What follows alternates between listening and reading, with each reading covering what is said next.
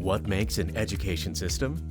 The students, the school, the ministry, or the nation?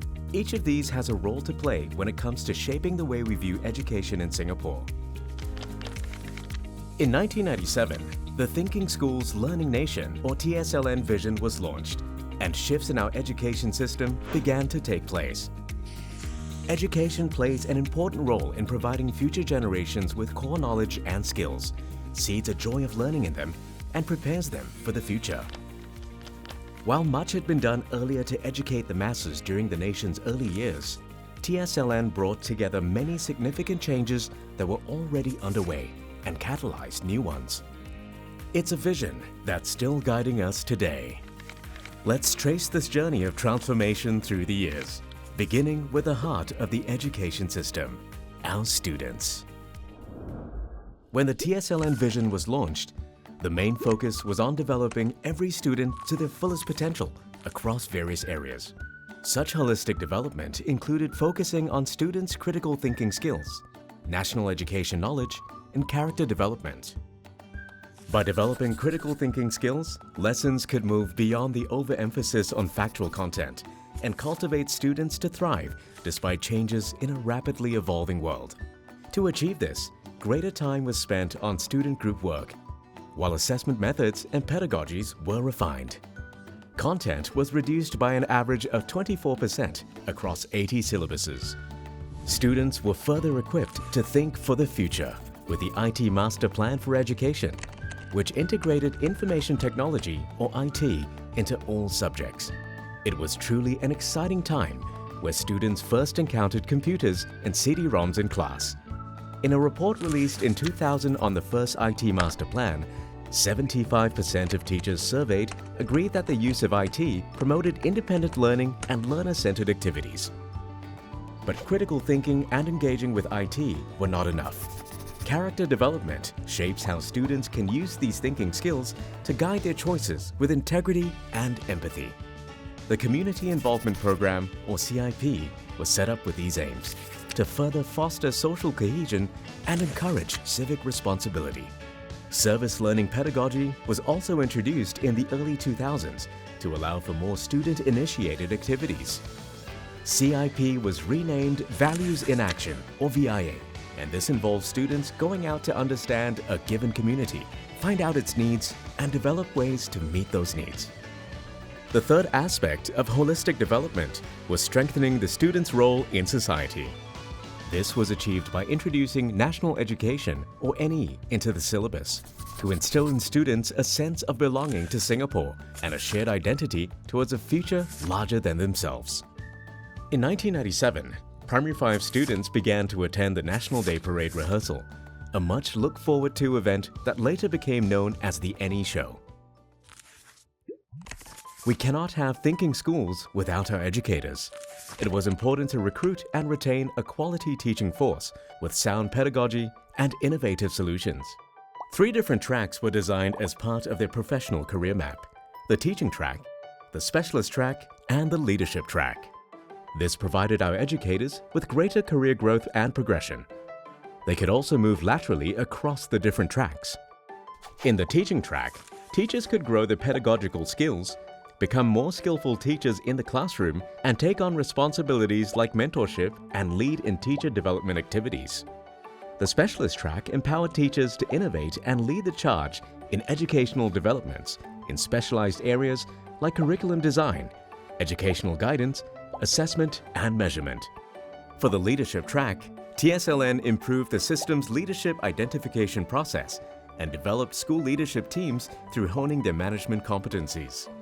The Teachers Network was set up for educators to upgrade their professional skills and knowledge by learning from one another. It also developed a sense of community among the teaching fraternity. Building on the foundation of Teachers Network, the Academy of Singapore Teachers was set up to spearhead the professional development of MOE teachers. It catalyzed grounds-up learning circles, where teachers learned from one another. AST also looked at teacher well-being and supported teacher leaders in stepping forward to lead the teaching fraternity. This ripple effect of sharing knowledge and expertise continues to drive good practices across the system till today.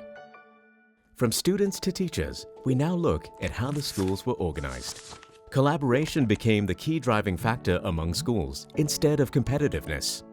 Learning and progressing together could be better achieved by maximizing the resources and knowledge amassed across schools. Collaboration was also extended beyond schools. The Community and Parents in Support of Schools, or COMPAS, was established as a national-level advisory body to enhance collaboration across the school, home, and community. This created opportunities for holistic education beyond the school. The aim was to support students' character development, provide motivation, and help students learn better in school and at home. This enriches the school experience with real-life perspectives and exposure.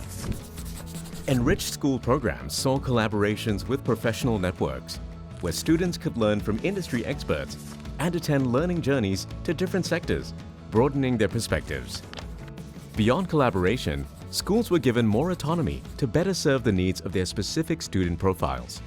The cluster system was implemented to provide support for schools so that they could think and act to meet the needs of students.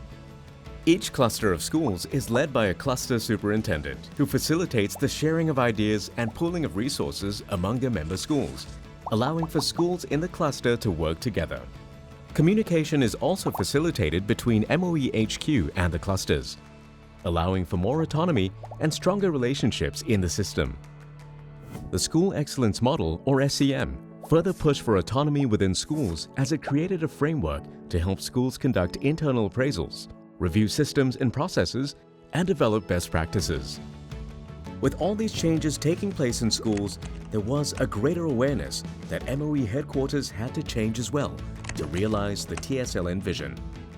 It had to be more responsive to the needs of schools, innovate to find new solutions, and provide strong leadership. Programs and awards were introduced to nurture a spirit of innovation among the staff and encourage a culture of learning and creative problem solving. It was a conscious effort to ensure that MOE HQ senior leadership was not the sole source of new ideas and resources.